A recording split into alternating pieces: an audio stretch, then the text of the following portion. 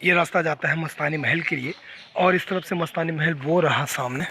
अब हम लोग पहुंच चुके हैं मस्तानी महल के सामने। तो मस्तानी महाराजा छत्रसाल की एक पुत्री थी और एक अप्रतिम सुंदरी और एक नृत्यांगना भी थी। ये रहा जो मस्तानी का महल है। मस्तानी का बचपन लगभग यहीं बीता था अपने पिता के रूप के साथ में। और ये मस्तानी महल है, काफ़ी जर्जर अवस्था में है, काफ़ी प्राचीन है और इसकी स्थिति अब काफ़ी दयनीय हो चुकी है और दरवाजे भी काफ़ी टूटे हुए हैं। अंदर भी देखेंगे तो काफ़ी टूट चुका है। ये छत्रसाल महाराजा म्यूजियम था और हम लोग इस रास्ते से आए थे और इसके जस्ट बाजू में जो है वो मस्तानी महल है। और अगर छत्रसाल म्यूजियम में आप जाते हैं तो फ़ोटो खींचने की लगभग 400 रुपये फीस है, वीडियो बनाने की और फ़ोटो की 100 रुपये है। लेकिन ये बिल्कुल अलग है उससे। आप यहाँ आएंगे तो यहाँ पर प्रवेश करने का कोई चार्ज नहीं है और ये इसका प्रवेश द्वार है। आप इसके चारों तरफ देखेंगे तो एक कमरा है और ये रहा एक बरामदा। और हो सकता है कि इसके पहले एक काफ़ी बड़ा एक आर्किटेक्चर रहा हो, काफ़ी बड़ा एक बड़ी इमारत रही हो। तो मस्तानी की बात करें तो मस्तानी छत्रसाल महाराज की जो मुस्लिम पत्नी थी रूहानी बाई बेगम, उनकी पुत्री थी।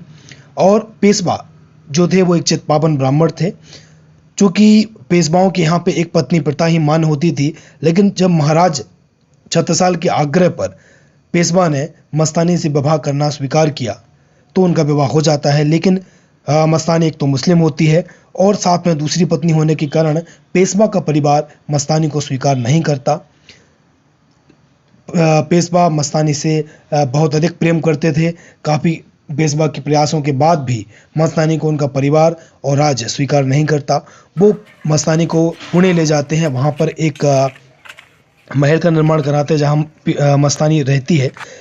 लेकिन कुछ समय बाद पेशवा की मृत्यु हो जाती है और पेशवा की मृत्यु के बाद 1 साल बाद ही मस्तानी की मृत्यु भी हो जाती है। मस्तानी के कई पुत्र होते हैं, लेकिन प्रारंभ में तो वो अपने पिता का धर्म हिंदू धर्म अपनाते हैं। लेकिन जब उन्हें सम्मान और स्वीकारता नहीं मिलती तो फिर अपनी माता के धर्म मुस्लिम धर्म में वो परिवर्तित हो जाते हैं और सागर और बंडा की रियासतें उनको मिल जाती हैं। और इन्हीं बंडा के जो नवाब होते हैं, इन्हीं से रानी लक्ष्मीबाई सहायता के लिए राखी भेजती हैं और इनसे सहायता की मांग करते हैं। तो सोचिए ये वही जगह है जहाँ पे मस्तानी उस समय में रही होगी और पेशवा भी काफ़ी समय तक मस्तानी के साथ इसी महल में रहे। ये महल की दीवारें आप देख सकते हैं। ये जगह जो है टूटी हुई है। यहाँ पर कई आलीशान कमरे हुए होते होंगे उस समय पे, जो साथ साथ में कई चीज़ों से, कपड़ों से, फर्नीचर होता होगा, उससे ढके होते होंगे। और ये संग्रहालय के सामने बिल्कुल हृदय साय का महल है।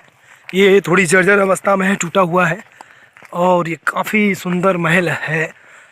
ये ईंटों से बनाया है और साथ में चूना पत्थर, जो चूना है, चूना से इसकी पॉलिशिंग की गई है और उसके बाद में लाल कलर से इसको पोता गया है।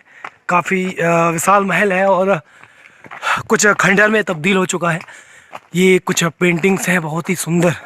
ये थी मुग़ल आर्किटेक्चर, खासकर ये जो आप मुग़लों में देखा होगा कि इसमें गुम्बद होते थे, गोल होते थे। और ये बुंदेली आर्किटेक्चर में खासकर ये जो शेप था, ऐसा ये शेप होता था। और छज्जे भी बुंदेलखंडी जो आर्किटेक्चर होता था उसकी खासियत होते थे छज्जे। और उसके ऊपर जो छत होती थी वो रेक्टेंगुलर या जो अष्टकोणीय होना हो के ऐसी लगभग ढालदार होती थी। ये कुछ बुंदेल आर्किटेक्चर की कुछ खासियतें। ये काफ़ी गंदा है, यहाँ पे बिल्कुल भी सफाई की व्यवस्था नहीं है। जानवरों की गंदगी यहाँ पे डली हुई है। ये देखिए पूरी तरीके से ये गंदा है, ये बिल्कुल भी संरक्षित नहीं है।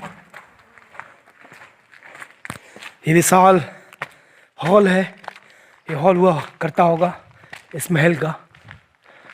और ये इसकी ऊपर की छतें हैं जो काफ़ी जर्जर अवस्था में है, टूटी हुई है। इस ईंटें भी दिख रही हैं, इसकी पूरी जो प्लास्टरिंग थी वो निकल चुकी है। एक विशाल हॉल रहा होगा जहाँ पे सभा लगती होगी। और ये कुछ इसमें कमरे हैं, काफ़ी मजबूत स्तंभ हैं जिन पे कमरे टिके हुए हैं। लेकिन चारों तरफ इसमें अव्यवस्था और गंदगी है। जहाँ देखिए बहुत ही ज़्यादा गंदगी है। और काफ़ी सुंदर इसमें आर्किटेक्चर है। ये देखिए इसमें जो मेहराब है, मेहराब का शेप भी बिल्कुल ऐसा होता था। ये बुंदेलखंडी आर्किटेक्चर की खासियत है।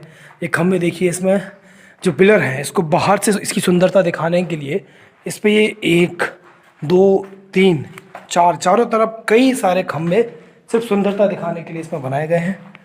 काफ़ी विशाल हॉल है ये। अंदर भी एक कमरा इस तरफ है और एक कमरा इस तरफ है। ये राजा का महल रहा करता होगा।